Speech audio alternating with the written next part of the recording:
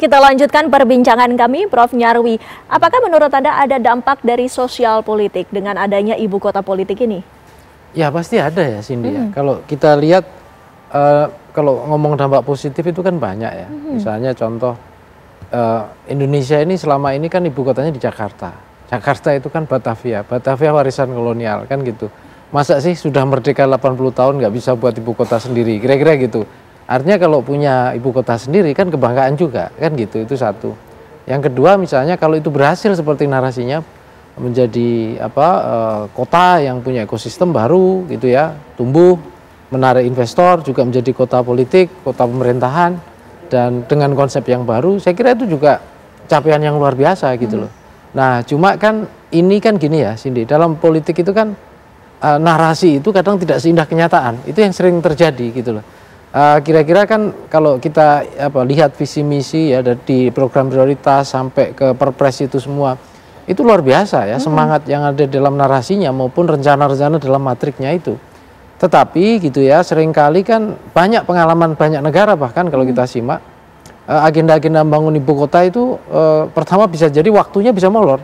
Kayak Vietnam misalnya itu kan molor ya, Canberra juga sama gitu. Jadi kalau di target 2028 gitu ya, mungkin juga harus kerja keras ya pasti ya mencapai itu. Nah, sisi yang lain gitu begini ya, kita agak keluar dikit konteks. 2028 itu kan masa di mana Pak Prabowo gitu ya 4 tahun ya mengelola pemerintahan, dan ingat ya 2029 itu kan pasti akan terjadi proses pemilu kan gitu. Nah, ini keberhasilan dan kegagalan ini saya kira juga menjadi isu elektoral gitu ya, di mana masyarakat otomatis akan salah satunya menilai kinerja pemerintahan Pak Prabowo Gibran ini dengan prestasi capaian membangun IKN ini kan gitu, dalam konteks berhasil membangunnya gitu, atau mungkin juga ada isu-isu lain yang bisa jadi gitu ya, di mana masyarakat gitu menginginkan hal yang berbeda. Contoh ya, berharap ada pertumbuhan yang bagus, yang bermanfaat langsung, tetapi kok susah dirasakan misalnya begitu. Nah ini juga saya kira bisa salah satu dilema juga yang akan dihadapi, dan ini juga harus diantisipasi kan gitu. Dalam konteks bahwa ini target-target pemerintahan ya, tetapi tentu saja pasti ada dinamika politik yang menyertainya. Yang itu ketika masuk 2028, bahkan menjelang 2029, saya kira itu akan makin menjadi perhatian pemilih dan perhatian para politisi yang lain kan gitu. Gitu. Ya, Pak Skosin, menurut Anda sendiri bagaimana sesungguhnya yang harus dilakukan oleh DPR untuk memastikan transparansi penggunaan anggaran untuk ibu kota politik ini sendiri? Ya, yang pertama beberapa waktu yang lalu kami khususnya dari fraksi PKB di Komisi 2 mengunderline betul kepada pihak otorita IKN untuk memperbaiki pola komunikasi publik ya. Karena bagaimanapun proyek IKN ini bagian daripada center of attention ya. Jadi salah satu proyek pemerintah yang mendapatkan atensi cukup tinggi dari masyarakat. Benar yang disampaikan Prof. Nyarwi tadi, ini seperti ibaratkan meniti di pinggir jurang seperti itu. Jika ini kemudian berhasil akan menjadi legacy tidak hanya bagi kita secara nasional, tapi di mata internasional juga akan menjadi satu kebanggaan tersendiri.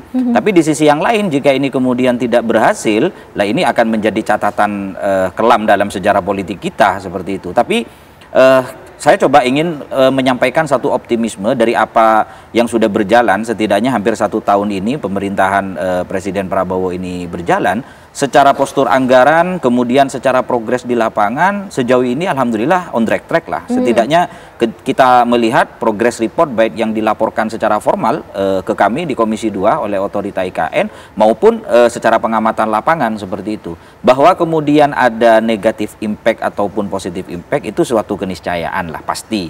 Karena bagaimanapun proyek mercusuar sebesar IKN ini tidak mungkin kemudian dalam 1-2 tahun akan terasa impact baik dalam sisi ekonominya, dalam sisi sosial maupun infrastrukturnya.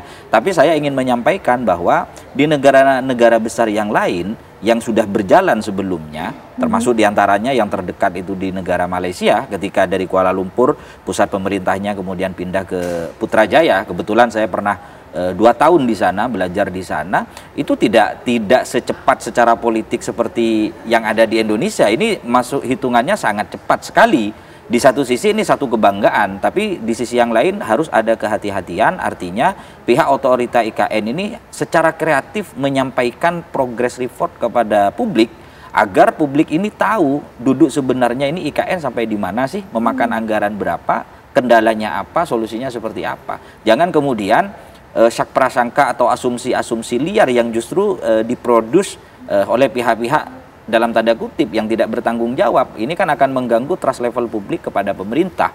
Jadi sekali lagi, apa yang ingin kami sampaikan, salah satu yang kita underline betul di Komisi 2 itu pola komunikasi, PR-nya diperbaiki. Kemudian yang kedua, untuk pemerintah ini sedikit menjadi catatan kritis kami, harus bisa menjelaskan apa pemaknaan dari ibu kota negara menjadi ibu kota politik ini, apakah itu bagian dari fase transisi, kemudian untuk menuju ibu kota negara atau seperti apa. Karena jangan sampai maksud dan tujuan yang baik ini mengabaikan aspek yuridis dan politisnya. Kita kan tidak boleh kemudian tujuan yang baik itu mengabaikan segala cara.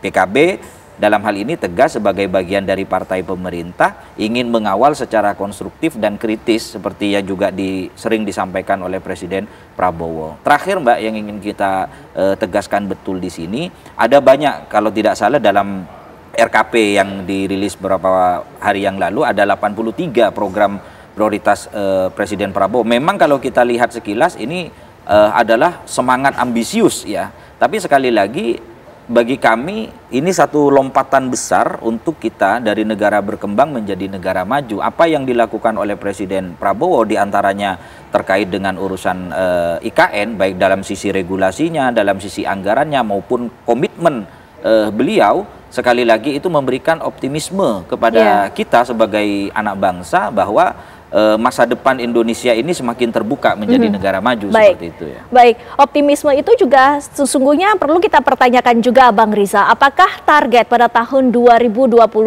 ini menjadi realistis, Bang Riza? Ya, saya kira ini kan sudah menjadi perencanaan yang lama dan panjang dibahas. Justru hadirnya Perpres politik ini menjadi kunci kesungguhan, keseriusan daripada pemerintah. Tadi di awal saya sampaikan, memang ini bukan pekerjaan mudah, tapi dengan hadirnya Perpres 279 ini atau 2025 ini terkait ibu kota politik, itu akan mempercepat proses daripada pembentukan ibu kota pemerintahan dan pada akhirnya ibu kota negara itu sendiri.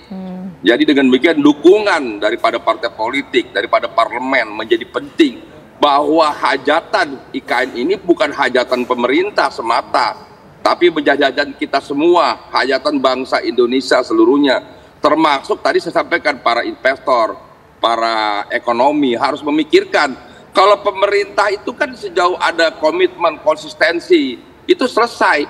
Tapi sekali lagi, membangun ibu kota bukan sekedar membangun infrastruktur, tetapi membangun sebuah ekosistem.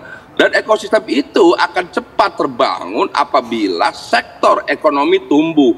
Sementara di sektor ekonomi terlebih investor itu kan selalu berhitung untung rugi.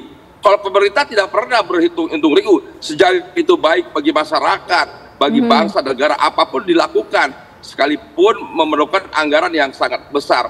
Tapi bagi sektor ekonomi tidak begitu berpikirnya. Mereka selalu berpikir untung rugi, berapa besar yang harus diinvestasikan, berapa besar uang yang dapat diterima, profit atau untungnya, dan berapa lama. Sehingga dengan demikian pemerintah untuk mendorong sektor ekonomi, para investor dan sebagainya, perlu ada komitmen. Untuk memperjelas komitmen itulah hadirnya Perpres 79. Apabila dukungan politik hadir di IKN, maka sektor ekonomi akan meyakini bahwa ini ada kesungguhan, keseriusan, sehingga apa yang disampaikan Prof. Jarod itu betul, membangun sebuah ekosistem. Nah, ekosistem ini butuh dukungan, komitmen, dan sesungguhnya seperti kita ketahui Indonesia ini kan sementara ini kan kita tahu politik di depan ini, hampir boleh dibilang politik sebagai panglima. Nah, untuk itu apabila komitmen politik ini diwujudkan, maka sektor-sektor aspek lain dengan sendiri akan mengikuti dan hadir, sehingga pada akhirnya betul ekosistem akan terbangun. Dengan demikian kita akan menunjukkan pada publik, pada dunia, bahwa Indonesia mampu membangun sebuah kota yang ideal. Sekarang itu kan zamannya bukan lagi ramah lingkungan, bukan lagi hijau, bukan lagi soal penataan, tapi sudah digitalisasi, sudah humanis dan sebagainya. Jadi itu harus hadir di sini. Indonesia menunjukkan Indonesia akan bisa menjadi negara maju. Baik, terima kasih Bang Riza, terima kasih juga Prof. Nyarwi, Mas Kosin, waktunya bersama kami dan juga telah berbincang-bincang di Apa Kabar Indonesia Malam. Sehat-sehat selalu Bapak-Bapak.